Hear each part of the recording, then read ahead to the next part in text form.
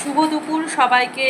লাঞ্চের মেনু নিয়ে আজকেও চলে এসেছি। দেখো টেবিলে কিন্তু খাবার নিয়ে চলে এসেছি। আর এদিকে আমি হাজব্যান্ডকে এখনও ডাকিনি খেতে।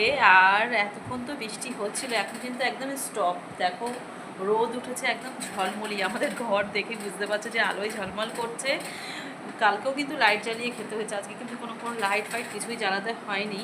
আর হাজব্যান্ডকে আমি খেতে দেবো, তার আগে চলো তোমাদেরকে আমি লাঞ্চ মেনুটা দেখি। প্রথমেই রয়েছে এই দেখো গরম গরম ভাত, আর ভাতের সাথে দিয়েছিলাম কুমড়ো সেদ্ধ। আর ছেলে যেহেতু কুমড়ো সেদ্ধ খাবে না, তো ছেলের জন্য একটু আলু সেদ্ধ দিয়েছিলাম। এটা আবার পেঁয়াজ ভাজা, লঙ্কা ভাজা, কালো জিরা ফোড়ন দিয়ে তারপর এটা মেখেছি। এই দেখো ছেলে কুমড়ো সেদ্ধ মানে একদমই খায় না, ওর অনেক কিছু বাচ, এটা খায় না সেটা খায় না। আর এই দেখো করেছি আজকে যেহেতু এরকম বৃষ্টির ওয়েদার, ওর জন্য আর ঘরে কিন্তু আমরা ছিল, টক ডাল করিনি, পেঁয়াজের ডাল বানিয়েছি।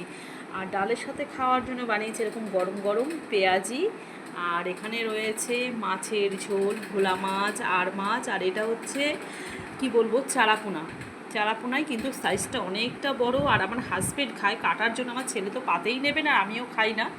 তো সব কিছু একসাথে একদম সর্ষে বাটা দিয়ে করে ফেলেছি। আর খেতে কিন্তু মাছের ঝোলটা খুব সুন্দর হয়েছে।